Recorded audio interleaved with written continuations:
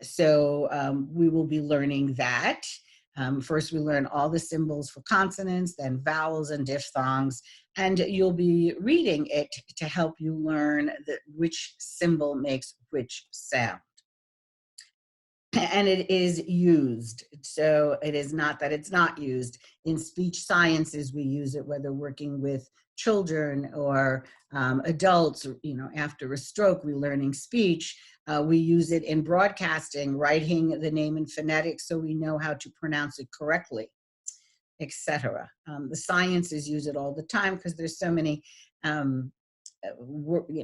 items in science that we don't know how to pronounce, so it's written in phonetics. So we do know how to pronounce it. Mimesis, to imitate. This is how we learned our voice and speech. You imitate sounds. You imitate voice sounds. You imitate the smallest unit of sound, a phoneme. So that's how you learn your voice and speech, through mimesis. Oral recidivism. So using two types of speech behavior, as we talked about before, between conversational and career speech, once you use career speech and then go back to your original way of speaking into conversational, that's called oral recidivism. So sometimes voice and diction professors would love you to have one speech, your career speech, but it doesn't always happen. So you can, and in your job, say man, land, can. You have pitch variety, and then you can go home and say, oh, that man was terrible, he crossed the land. And so you're going back into your original conversational speech, and that's called oral recidivism. We know what a phoneme is, the individual sounds of the language. Pitch, we know the range is high to low, and we have 8 notes in speaking.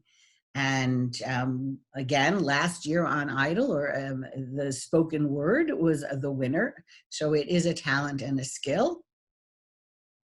Quality, you listen to the quality lecture, and we know the definition and examples of a breathy quality voice, a denasal quality voice, a flat quality voice, a nasal quality voice, and most of us have a tense quality voice because we do not use relaxation of the lower jaw called the mandible. We know what a hoarse quality of voice sounds like, and maybe an example: glottal fry, throaty, no distractions, tremulous, hollow, strident, thin, tremulous. I think I have tremulous twice. Sorry for that. Sometimes when I cut and paste. Okay, moving to resonance cavities. So we know that in chapter 2, we had respiration, which describes how we are breathing and the breathing we use for speech.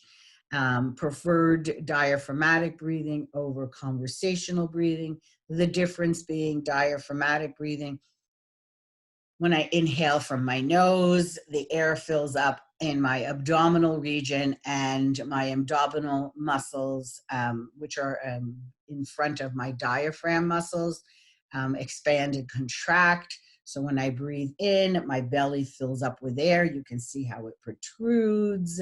And I'm working with that air as I speak, because when I speak on exhaled air. And when I run out of air, as I just did, I take it in from my mouth, which is conversational. But when I'm breathing using manuscript speaking, I have an unconscious inhalation of air through my nose. I don't do any kind of shoulder inhalation because we don't talk like that. You know, hello, how are you? I'm doing fine. If I run out of air, I breathe again through my nose very quickly. And it takes a while to learn that habit. And even singers, when they're singing, or actors, when they're acting, they'll use diaphragmatic breathing. And then when you see them on a talk show, they use conversational. So what resonance cavity is, it's describing where the air goes during this inhalation and exhalation process. So when the air is inhaled, it fills up my abdominal region. So as it's exhaling, moving up and out to my mouth, it bounces off some walls. just like a music hall. Your body is your music hall. So it'll bounce off your throat, and this bouncing process gives it more sound.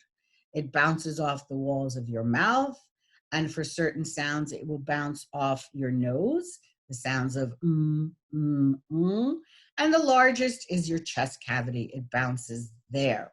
Now, in an anatomy and physiology class, they will tell you that your chest is a resonance chamber, but we're not going to get so involved. We want you to understand that as the air is being exhaled from our body, it goes through our resonance cavities, giving it more sound, and it bounces off the walls. That's why when you go to a real music hall, you'll see that the walls of the stage are like an accordion because it bounces off and reverberates and you get a better sound. Whereas if you listen in a band in a gymnasium, there's nowhere for it to bounce and you don't get a nice resonant sound. So again, I just wanted to reiterate that speech, articulation, and diction are one definition. Voice, we learned, are the four properties, having volume, pitch, duration, and quality. Volume, you know, is the range from loud to soft. And in our career speech, we don't use false. Now, a vowel, different than our consonant sounds, our vowels do not use articulators, the 7 articulators. You create a vowel sound by changing the size of your mouth, the shape of your mouth, and the texture of your mouth, which means the tension, but we do not use the word tension. So let's go through it. Here are the size: ah, o, oo. Texture: e, I. Okay, e, very tense, I. So as a baby learning sounds, you learn vowel sounds first. And we know that respiration is the process of inhalation and exhalation. And we borrow from our survival, right? We use respiration as our survival. So we don't think about, am I breathing in? Am I breathing out? Am I breathing in? We don't do that. So we borrow from our survival and we control it, right? Because now we're breathing in through our nose, which is a controlled respiration. So the difference between breathing to sustain life and breathing for voice and diction is control. I want to learn to use diaphragmatic breathing. It slows the process of speech down, actually. It also lowers your pitch a little bit, and you get a better resonant sound. So you're working with a music hall rather than a gymnasium. So respiration for our purposes is a controlled breathing. So, and we know that exhalation is the release of air and inhalation is the intake of air. So diaphragmatic breathing, as I said before, is the preferred breathing for speech.